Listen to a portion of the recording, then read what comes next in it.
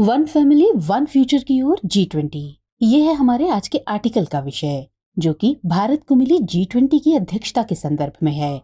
इस आर्टिकल में हम इस समूह के बारे में विस्तार से चर्चा करेंगे, साथ ही इसकी कार्यप्रणाली और इससे जुड़े पहलुओं को भी समझेंगे। हमारा आज का ये आर्टिकल सामान्य अध्ययन प्रश्न पत्र 2 के अंतर्राष्ट्रीय संबंध खंड से जुड़ा है। तो चलिए मेरे यानी आतिफा के साथ आर्टिकल की शुरुआत करते हैं।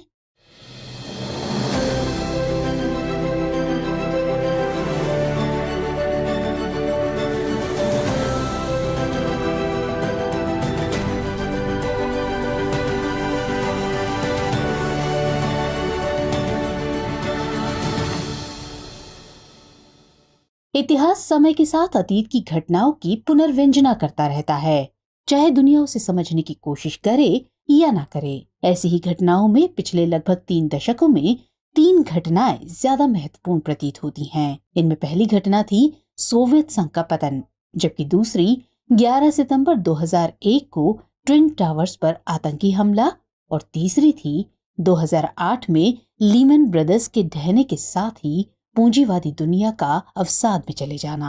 इन तीनों घटनाओं ने दुनिया को रीशेप करने का कार्य किया, जिसके प्रभाव विश्व व्यवस्था में देखे जा सकते हैं। 2008 के बाद विकसित और उभरती हुई अर्थव्यवस्थाओं के समूह यानी G20 ने दुनिया के अंदर सामंजस्य और सहयोग की एक नई व्यवस्था निर्मित कर हम अकेले की बजाय साथ चलकर ज्यादा हासिल कर सकते हैं के मंत्र के साथ आगे बढ़ने की कोशिश की। लेकिन यह आदर्शवादी पक्ष है, क्योंकि G20 भी अपने अंदर तमाम प्रकार के विभाजन और तनाव छुपाए हुए है, जो अपेक्षित परिणामों से इसे दूर रखने के अहम कारण साबित हुए हैं। फिर भी इससे अच्छे भविष्य के लिए उम्मीदें की जा सकती हैं, विशेषकर उन परिस्थितियों में जब वैश्विक अर्थव्यवस्था के मंदी की तरफ बढ़ने की शंकाएं बढ़ रही हों और विकासशील तथा विकसित देश रूस यूक्रेन युद्ध के साथ साथ अमेरिका और चीन ट्रेड वॉर के दुष्प्रभावों से जूझ रहे हों। तब G20 उम्मीदों की ही नहीं, अपेक्षाओं की वजह भी बनता है। वजह इसलिए क्योंकि इस समूह का आर्थिक सामर्थ्य वैश्विक GDP के 85% का प्रतिनिधित्व करता है।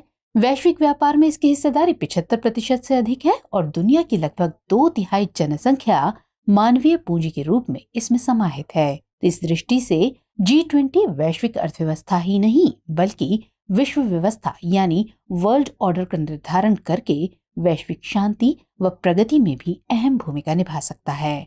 लेकिन इंडोनेशिया में आयोजित बाली शिखर सम्मेलन जिन परिस्थितियों में संपन्न हुआ और उसमें कुछ तनाव, कुछ खिंचाव और कुछ अंतः विभाजन दिखे, इससे ये सवाल जरूर उठता है कि ये समूह भविष्य की चुनौतियों से कैसे निपट पाएगा तथा वैश्विक उम्मीदों पर कितना खरा उतरेगा। तो अभी इसकी अध्यक्षता भारत के हाथ में है और Bharat one earth one family one future के साथ इस मंच और दुनिया को आगे ले जाना चाहता है। ये समय की मांग तो है, लेकिन क्या ऐसा हो पाएगा? वो शक्तियां जो दुनिया को शीत युद्ध के मुहाने तक ले आई हैं, क्या वो वन फैमिली या वसुधैव कुटुंबकम के सार को स्थापित होने देंगी? इसके अलावा G20 इतना महत्वपूर्ण क्यों बन गया? इसकी कार्य पद्धति क्या है? और क्या G20 देश एक राह पर चल पाएंगे? यदि नहीं, तो लक्ष्य की प्राप्ति कैसे होगी? अब तक ऐसी कौन सी उपलब्धियां इस मंच की रही हैं जिनके आधार पर भविष्य की बुनियाद रखी जा सके? तो ऐसे ही अन्य सवालों के जवाब हम इस आर्टिकल में तलाशने की कोशिश करेंगे। तो चलिए सबसे पहले G20 के बारे में थोड़ा जान लेते हैं। तो G20 यानी ग्रुप ऑफ 20 की शुरुआत महत्वपूर्ण वैश्विक आर्थिक और वित्तीय मुद्दों पर अंतर्राष्ट्रीय सहयोग के लिए एक प्रीमियर फोरम के रूप में हुई थी। ये शुरुआत 7 प्रमुख औद्योगिक देशों के वित्त मंत्रियों और केंद्रीय बैंक के गवर्नरों द्वारा की गई थी। इसका मकसद वैश्विक आर्थिक स्थिरता और स्थायी विकास हासिल करने के लिए सदस्य देशों के बीच पॉलिसी कोऑर्डिनेशन करना है। साथ ही ऐसे वित्तीय विनियमनों को प्रोत्साहित करना है जो जोखिमों को कम करें और भावी वित्तीय संकटों से रक्षा कर सकें। इसके अलावा अंतर्राष्ट्रीय वित्तीय संरचना को आधुनिकीकृत करना भी इसका मकसद है। इसके लिए ये 19 देशों और यूरोपीय यूनियन के वित्त मंत्रियों तथा केंद्रीय बैंक के गवर्नरों को एक मंच पर लाने का काम करता है। दरअसल इसकी स्थापना का कदम इसलिए उठाया गया था क्योंकि 1997-98 में एशियाई आर्थिक संकट ने एशियन टाइगर्स को लैम डक यानी लंगड़ी बत्तख की स्थिति में ला दिया था। हालांकि इसमें प्रमुख विकसित देशों ने दक्षिण पूर्व एशिया के देशों का सहयोग नहीं किया था, लेकिन G7 देशों यानी Canada, France, Germany, Italy, Japan, UK और अमेरिका के वित्त मंत्रियों तथा केंद्रीय बैंकों के गवर्नर्स वॉशिंगटन में मिले और इस निष्कर्ष पर पहुंचे कि प्रमुख विकासशील देश वैश्विक आर्थिक मुद्दों से संबंधित चर्चाओं और निर्णयों में पर्याप्त रूप से शामिल नहीं होते हैं। इसके बाद इन्होंने वार्षिक बैठक की नई शुरुआत की। ये शुरुआत दिसंबर 1999 में बर्लिन से हुई, लेकिन जानकारों की माने तो साल 2008 के आर्थिक संकट आने से पहले तक ये फोरम चाय पार्टी से ज्यादा कुछ खास प्रगति नहीं कर पाया। शायद इसलिए भी कि 2008 से पहले दुनिया की बड़ी आर्थिक ताकतें वित्तीय संकट की चपेट में नहीं आई थी। साल 2008 इस दृष्टि से ज्यादा महत्वपूर्ण था क्योंकि महाबली अमेरिका वित्तीय संकट का केंद्र बन गया था। इसलिए स्वाभाविक रूप से बाकी पूंजीवादी दुनिया भी इसकी चपेट में आ गई। इसमें विशेषकर पश्चिमी यूरोप के देश शामिल थे। इसलिए साल 2008 में G7 के वित्त मंत्रियों और केंद्रीय बैंकों के गवर्नरों का ये समूह G20 में बदलने के लिए विवश हुआ। नवंबर 2008 में वॉशिंगटन में दुनिया के 20 नेताओं यानी 19 देश और एक यूरोपियन यूनियन ने वैश्विक अर्थव्यवस्था की स्थिरता और भविष्य में संकट के बचाव के लिए एक्शन प्लान बनाने पर सहमति व्यक्त की। वॉशिंगटन में अपनी पहली मीटिंग में ही G20 के नेता एक जनरल एग्रीमेंट पर पहुंचे। इसका उद्देश्य उन प्रमुख क्षेत्रों की पहचान कर आपसी सहयोग सुनिश्चित करना था जो इकोनॉमिक ग्रोथ के लिए उत्तरदायी हैं। इसके साथ ही वित्तीय संकट को लेकर 3 बिंदुओं पर भी सहमति बनी। इन बिंदुओं में ग्लोबल इकोनॉमिक ग्रोथ को बहाल करना, अंतर्राष्ट्रीय वित्तीय प्रणाली को मजबूत बनाना और अंतर्राष्ट्रीय वित्तीय संस्थाओं में सुधार करना शामिल था। गौरतलब है कि G20 की अध्यक्षता सदस्यों के बीच वार्षिक आधार पर परिवर्तित होती रहती है। प्रेसिडेंसी में पूर्व, वर्तमान और भावी तीनों सदस्यों का प्रबंधन समूह नेतृत्व करता है, जिसे ट्रोइका के रूप में पेश किया जाता है। इसका मकसद पारदर्शिता, निष्पक्षता और एक अध्यक्ष से दूसरे अध्यक्ष को अधिकारों का हस्तांतरण करना है। इसमें नेताओं के सम्मेलन के अतिरिक्त जारी कार्यों को 2 ट्रैक्स में विभाजित किया गया है। एक है शेरपा ट्रैक और दूसरा फाइनेंस ट्रैक। इसमें से एक नीतियों पर विचार करता है और दूसरा वित्तीय स्थितियों पर। इसका आधारभूत सिद्धांत आपसी सहयोग है और इस साल G20 की अध्यक्षता भारत के पास है। अब ऐसे में सवाल उठता है कि G20 दुनिया की अपेक्षाओं पर कितना खरा उतरा है, ये इन अपेक्षाओं के लिए कितना तैयार है और क्या भारत अपनी अध्यक्षता में इसे कोई नई दिशा दे पाएगा। दरअसल G20 देशों का बाली शिखर सम्मेलन ऐसे समय में संपन्न हुआ जो वैश्विक महामारी से उबरने की सार्थक कोशिशों का समय था, जो रूस यूक्रेन युद्ध के परिप्रेक्ष्यों एवं उन विभाजित होती शक्तियों का समय था और अभी भी है, जो वैश्विक आपूर्ति श्रृंखला के टूटने या बाधित होने के कारण विश्व नए संकट से गुजर रहा है। साथ ही ये दुनिया को मंदी की आशंकाओं से घिरते हुए देखने का समय भी था। इतना ही नहीं, आज का समय बहुत सी अंतर्राष्ट्रीय बहुपक्षीय संस्थाओं के अक्षम साबित होने या असफल होते दिखने का भी है। प्रधानमंत्री नरेंद्र मोदी ने बाली में G20 को संबोधित करते हुए ये बात स्वीकार भी की थी कि संयुक्त राष्ट्र जैसी बहुपक्षीय संस्थाएं वर्तमान चुनौतियों का समाधान तलाशने और इनमें उपयुक्त सुधार करने में असफल रही हैं। ऐसे में G20 जैसे मंच की जिम्मेदारियां कहीं ज्यादा बढ़ जाती हैं क्योंकि इनसे दुनिया की अपेक्षाएं बढ़ जाती हैं।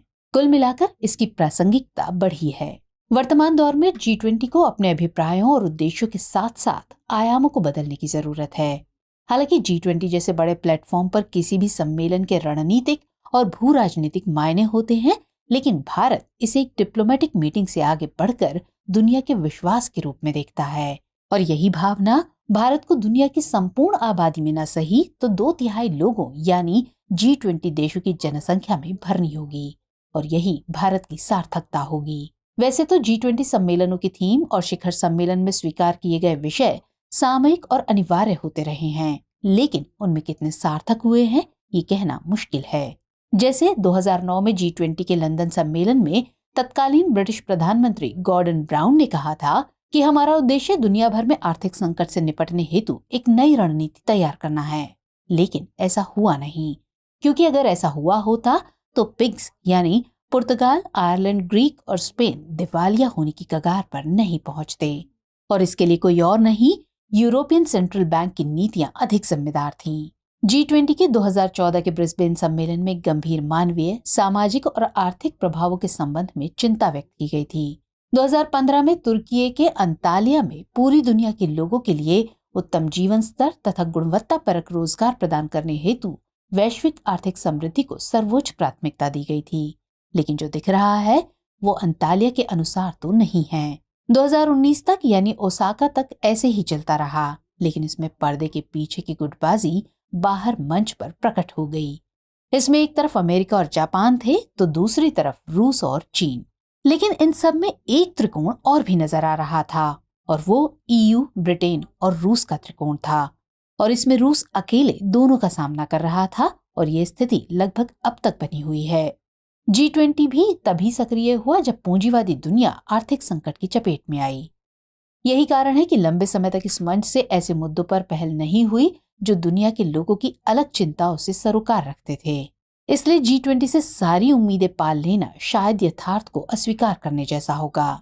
इसकी कुछ अन्य वजह भी हैं जो तात्कालिक या दीर्घकालिक हो सकती हैं। जैसे G20 के सदस्य दुनिया के 85% उत्पादन के लिए जिम्मेदार हैं, लेकिन इनकी आर्थिक और राजनीतिक व्यवस्थाएं अलग हैं, साथ ही नीतियां लागू करने का तरीका भी अलग है।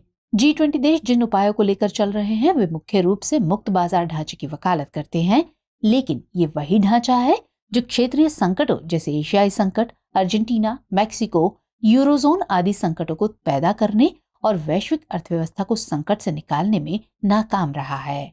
आज के दौर में कहीं अमेरिका फर्स्ट है तो कहीं कहीं चाइना, कहीं शी जिनपिंग की तानाशाही में इंडो पैसिफिक में हलचल है तो कहीं व्लादिमीर पुतिन की तानाशाही में यूरेशियाई जोन में अशांति, और कहीं राष्ट्रों की संरक्षणवादी नीतियां, अमेरिका और चीन के मध्य ट्रेड वॉर, साइबर हमले और बदल रही जियो स्ट्रैटेजी आदि इतने प्रभावी तनावों का निर्माण कर रही हैं जिससे ये लगने लगा है कि दुनिया फिर से शीत युद्ध के युग में लौट रही है।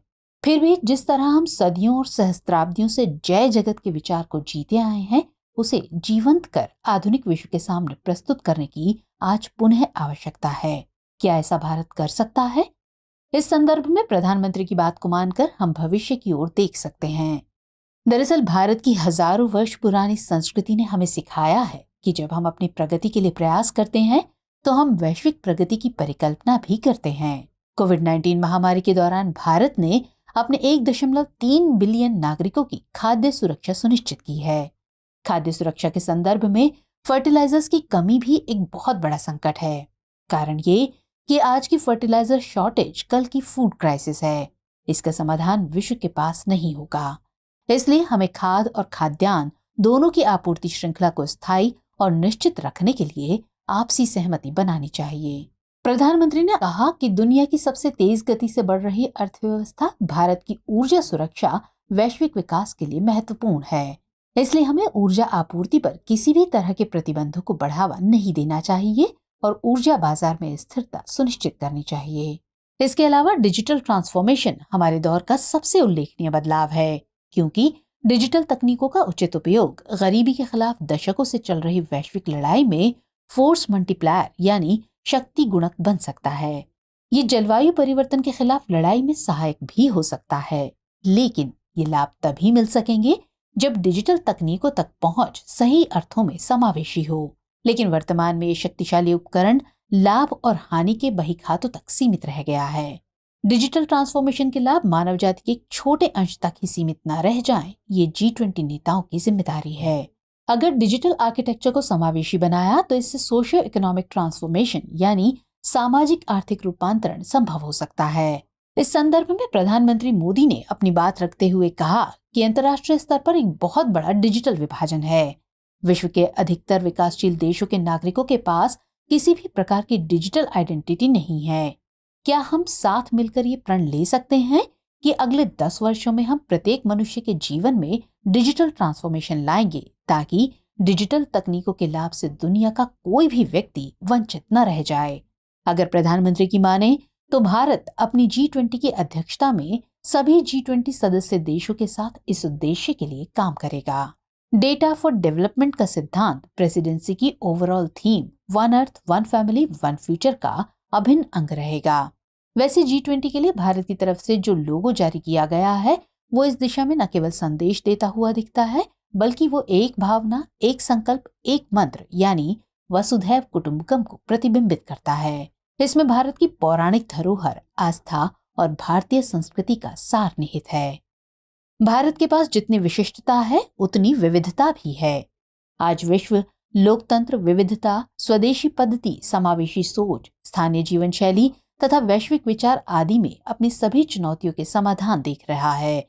लेकिन ये तभी संभव है जब समावेशी विकास को सरकारों की प्रणाली की जगह व्यक्तिगत जीवन का हिस्सा भी बना दिया जाए।